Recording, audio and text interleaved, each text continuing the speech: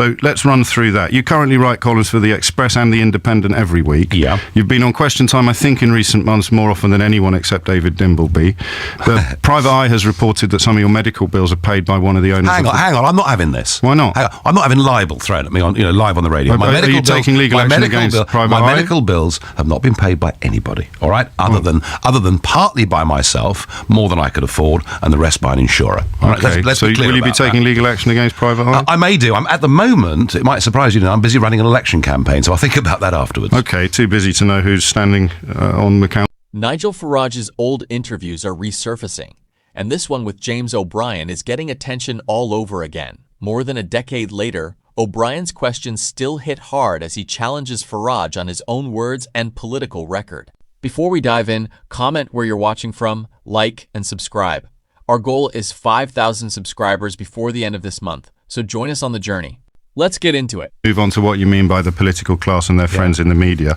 We got John Lyndon Sullivan, I think, overnight. It's emerged, he tweeted, he's a councillor of yours in Gloucestershire. I rather often wonder if we shot one pufter, whether the next 99 would decide on balance that they weren't after all. We might then conclude that it's not a matter of genetics, but rather more a matter of education. Admittedly, a fairly small fry in the UKIP machine, not a description you could apply to your small business spokesman, who, it turned out this morning, has employed 7 illegal immigrants in the last year. Well, they're two different things, aren't they? I mean, firstly... Well, I don't know. Are they both idiots? Firstly, people saying silly things. Yeah, of course, we've had more of it than we would like. But hey, hang on a second. What's going on in the other parties? I mean, we just got the news... I'll ask them when they're here, Nigel, but I'm talking about your party today. That's the point. Nobody ever does ask them, and that's the point I'm making, is I'm perfectly happy for us to have a debate about our idiots and our people who are offensive. So what happens to John Lyndon Sullivan, then, for that tweet? He's not a councillor, is he? He's a council candidate. I think he's already in the council. Is he? I don't know. I haven't heard of his name. Well, he's got your party's name on his ballot paper. I haven't heard of... Well, there's a big difference between being on the ballot paper and being an elected councillor. One comes after the other. He is an elected councillor. Is he? Fine. I didn't know that. We have had people... So what happens to him now? He will face a disciplinary charge of whether he's brought the party into disrepute. That was on the 17th of February. Was it? I don't know. Okay. What about the small business spokesman who employs 7 illegal immigrants? Well, I think be a little bit careful on that story. He founded a business which he's no longer a director of. His sons run it.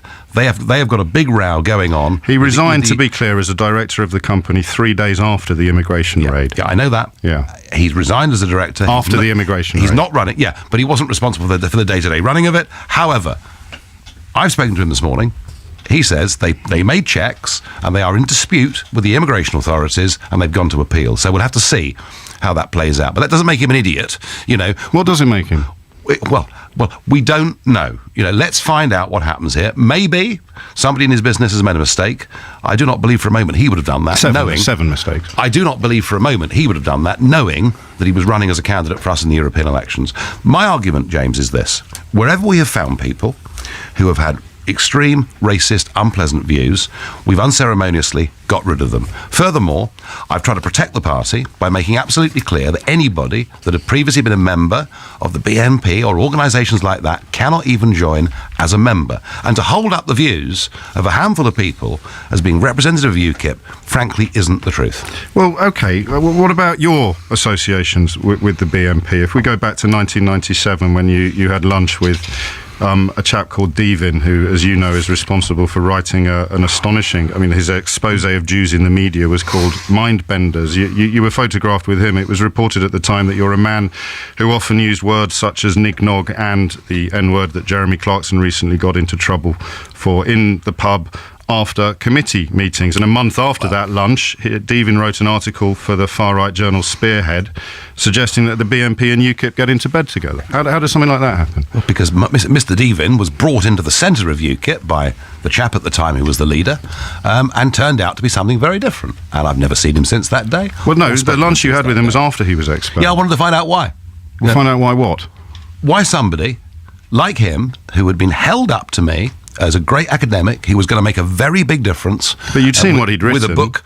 The Grand Plan, The Origins of Non-White Immigration. I wanted to find out what on earth had made somebody change their point of view. Nothing more than that. I haven't spoken to him since. As for the allegations, as to what I said in a pub after committee meetings, you will not find a single other member of that committee who makes that allegation. Alan Sked has. I know he has. The founder of yes, UKIP. I know. Well, you just said I wouldn't find anyone else. The founder of your party has made the same allegation. He was the person that made the allegation. Nobody else has made the allegation. Mr. Devin didn't make the allegation. Dr. Sked made the allegation. So, and, in politics, all sorts of disappointments happen to people, and they throw mud. Yeah, of course. So what about the mud that's been thrown about the far right parties with which you sit in Europe? The Danish People's Party, the True Finns Party, the Dutch SGP, and perhaps most interestingly, the Lega Nord. I think you co-chair, do you, that group with yes, Francesco Speroni? He described Anders Breivik as someone whose ideas are in defence of Western civilization. No, he didn't, actually. He didn't. One of his members did, and we kicked him out of the group. No, you're thinking of Maria Borghesio, who went further and said in a radio interview that Breivik had some excellent ideas. But Speroni himself, who is your co-chair of this group, said that Breivik's ideas are in defence of Western civilization. If you were to come with me to Italy or Poland or Slovakia and listen to the political discourse, you would realise how incredibly different it is to what we would consider to be acceptable in this country. What I have done in the European Parliament is to try and draw a line and to say we will not sit with people who we believe to be on the extremes. We will sit with people who we believe to have a reasonable, balanced point of view. Now, let's be honest, we have had a problem in this group with one or two members of the Northern League. Why don't you just leave it? Well, we could leave it, and in fact we made sure Mr. Borghesio left our group. But equally, the Conservative Party had the bloke who celebrated the SS invasion of the Baltic states, and we have said, and I'm sure you know this. But why don't you leave it? We have said that we will not sit with the Front National and parties like the Austria Freedom Party. We've made that perfectly clear. We are not a party that wants to be linked to the far right. But I promise you, if you look at the associations everybody has to form in the European Parliament, a degree of compromise is needed. Well, this is what moves us on to the question about the political class that you referred to in your description of my fears about some of the positions that UKIP seems to represent. Because all of your defence thus far has been, well, we're no different from any other political party, and yet your whole unique selling point for many of your fans and supporters is that you are different. Well, so I think the phrase you used was that members of the political class and their friends in the media. So let's run through that. You currently write columns for The Express and The Independent every week. Yeah. You've been on Question Time, I think, in recent months more often than anyone except David Dimbleby. The Private Eye has reported that some of your medical bills are paid by one of the owners. Hang on, I'm not having this. Why not? I'm not having libel thrown at me on live on the radio. Are you taking legal action against Private Eye? My medical bills have not been paid by anybody, all right? Other than partly by myself, more than I could afford, and the rest by an insurer. All right? Okay, let's so be clear will you be taking legal action against Private Eye? I may do. At the moment, it might surprise you, I'm busy running an election campaign, so I'll think about that afterwards. Okay, too busy to know who's standing on the council in Gloucestershire under your own banner. I lead a political party. Okay, so I don't run the day-to-day management of it, but I make sure that we stick to our principles, and we've done that. And your principles involve sitting as for the political class. Yes. As for look, I was in business. I came into politics motivated above all by one desire, and that is not for the UK to be part of a political union run by the bureaucrats in Brussels. Now, whether you agree or disagree with that, I have actually given up and sacrificed a huge amount to do that. Have you? Because the last business you were involved in was, I think you resigned as company secretary 6 weeks before it was wound up by the Inland Revenue. No, that was the last company I was a director of.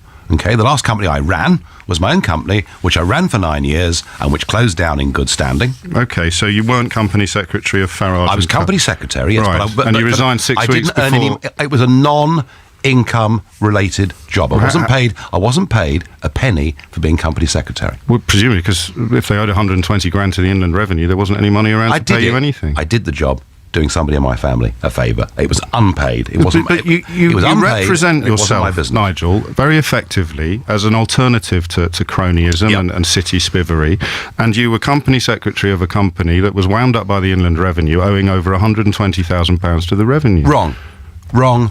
Okay, so what would you like to correct? The company has not been wound up. The company. Why did you resign? Hang on a second. Okay. The company, which is not my company, it's somebody else's company. Company secretary. And I don't own any shares in the company. I was doing a favour for somebody on an unpaid basis. The company, far from winding up, actually said we have a responsibility to make sure our tax bill is paid, and it is being paid. Actually, it's being paid out of earned income. So the Inland Revenue is getting twice the money out of it that it would have done to begin with. After the winding up order was issued. The company has not been wound up. Just to be clear, I don't have a city background. The company has not been wound up, all right? The company still exists, it's active, and it's in the business of paying back the money that it owes. After the winding up order was issued by the Inland Revenue. Have you ever worked in private business? You know, people have successes and people have failures. No, I'm an ordinary person. I don't understand how these financial institutions operate. There are 4.8 million people out there running small businesses. I bet a lot of them listening to this now. And many of them will have had ups and downs. Many of them will have had cash flow problems. Some of them will have had firms that didn't work, but a subsequent one that did. I myself, in the private sector, ran my own firm for 9 years without any difficulty or problems at all. And the point is, I came to do this because I want to engage on the big political debates and issues of the day. And the frustration is this, that, and I'm not, putting this to you because it doesn't matter where I go, all anyone wants to talk about are the idiots in UKIP. There's never a conversation about the idiots in the Labour Party, the 5 councillors who've just resigned on racism charges in Middlesbrough. To be honest, I never hear you say anything else when you're questioned about your own party. And the problem is, we're not having a debate about the European Union. But people aren't worried that the Labour Party or the Conservative Party is spreading racist propaganda. Well, why have the Conservative Party got a former BNP activist standing for them in Lincolnshire? Will you ask the Conservative? Of course I will, absolutely. No, but you won't, you see, because now nobody you're calling me a liar. Of course, nobody ever does. I've answered your question. The reason why it doesn't possess the same urgency as the UKIP conversation does is the question of quantity. There is simply not the avalanche of bigotry emerging from other parties that emerges from yours. Oh, yes, there and is. B, perhaps more pertinently for you then, there is not a fear abroad afoot. There is not a fear in the country. The opinion polls do not report significant swathes of the nation who are fearful, possibly wrongly, Nigel, that your party represents deeply divisive and racist ideas. If you'd let me finish, let me just move on then to that invitation to go overseas and listen to conversations in other countries where perhaps far-right politics are not viewed as askance as they are in this country. You've mentioned your discomfort at listening to foreign languages on a train recently. I made the point that I got on a train and went for several stops, and there were a lot of people around me, and no one spoke English. And I thought, this is. I didn't say I didn't object to it. I felt slightly uncomfortable. And I think actually, isn't that the problem? Isn't this, of all the countries in Europe, the most accepting, the most tolerant? You said I don't feel very comfortable in that situation. You did say you had a problem. I didn't feel comfortable. No. Yes, your wife is a German speaker. Well, my children are too. Yeah. Does that make you feel uncomfortable? No, because they can speak English, and the whole point about how do you know those people couldn't? Well, maybe they could, but I got the distinct feeling that it certainly wasn't their language of choice. And if you look at the primary school situation in the East End of London, where you've now got schools where a majority don't speak English, doesn't that say? No, you've got schools. Doesn't that say to us that what we want is a sensible, balanced immigration policy, where we want people with skills to come into Britain, but we also want integration in society. Of course we do. And the schools you refer to, the pupils you refer to, are registered and recorded as having English as a second language. They're not registered and recorded as not being able to speak English. That's precisely that sort of... some of both. Well, yes, but no one's counted them, so your own children would fit into that category. Well, hopefully, lots of people can speak different languages, but the point I'm making is, do we want to live in an integrated society? No, forgive me. The point you're making is that schools in the East End are full of children who can't speak English. I just want you to recognise that's not true, what you just said. Come from the children who are typified as speaking English as a second language would include your own daughters. Their mother tongue being German. They come from homes where English is most definitely not the first language, and in too many cases is not the language at all. Now look, but no one's counted how many people are in the second category. And it would be a very helpful and useful thing if they did, and perhaps we'd be even more surprised and even more shocked. But the argument... Or perhaps we'd realise that most bilingual children in this country are children like yours. Well, let's turn it around the other way, shall we? Yes, let's. Let's talk about immigration. Let's talk about Europe. Let's talk about the European elections. I am making one very simple point. We cannot have any form of managed migration into Britain and remain a member of the European Union because we have an open door to nearly 500 million people. And the argument, James, I'm putting is this. We'd be far better to have an immigration policy that didn't, as it currently does, discriminate against engineers from India or doctors from New Zealand in favour of anybody, regardless of skill levels or backgrounds, coming from Southern and Eastern Europe. And that is the great debate. And when Nick Clegg took me on, and I tried to have that debate with him, and he was very reluctant on that particular point to engage.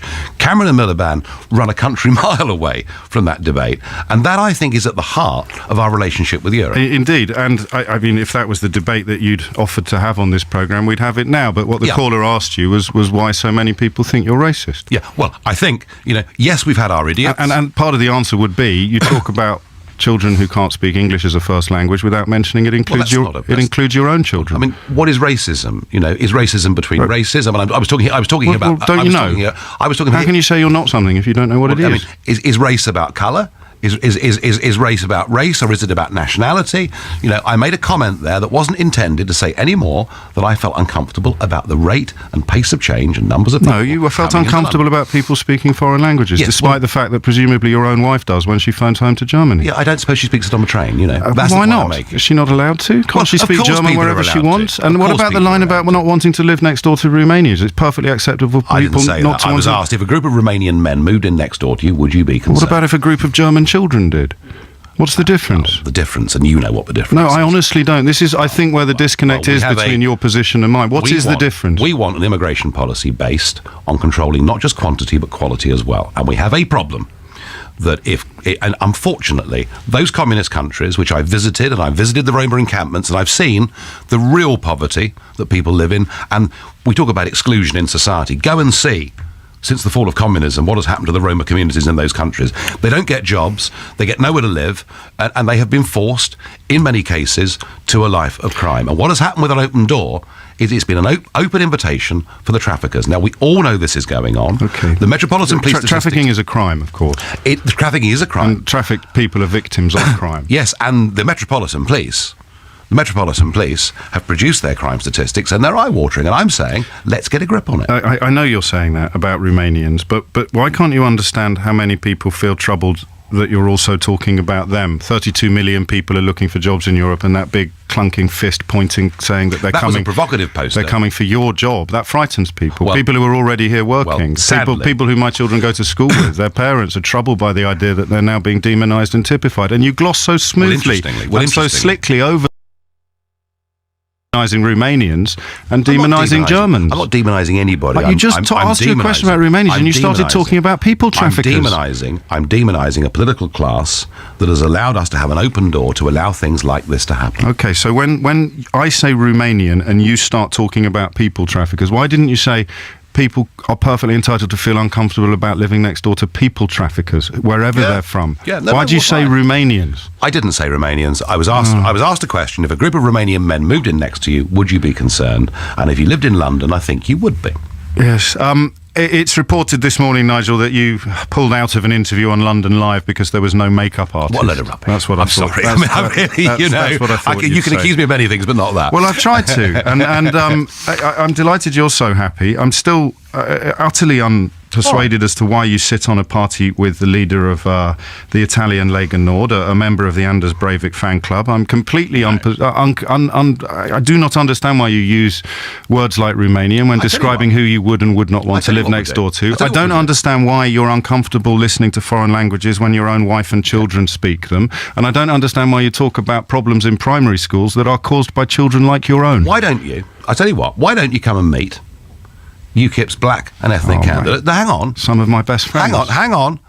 Well, very interesting. Did you see the opinion poll at the weekend that showed amongst the BME community, UKIP is now polling at 16%. We're getting more BME voters than the Conservatives and Lib Dems added up together. So there are a large number... I will come with you, and you come with me and meet the opinion poll also at this weekend that found, I think, just over 40% of voters who think that your party is racist. What do you think you've done in the last 20 minutes? I know we don't have any longer. I was hoping for an hour, but what do you think you've done in the last 20 minutes to assuage the fears of those people? Made it clear to people that actually controlling the quantity and quality of people that come into your country is a primary duty of government, and we cannot do it as members of the European Union. And finally, the question of your expenses and your financial arrangements. I heard you on Radio 4 saying that you'd submit to a full audit. You've reverse ferreted on that on the grounds that other MEPs... And this is where the interview becomes especially interesting.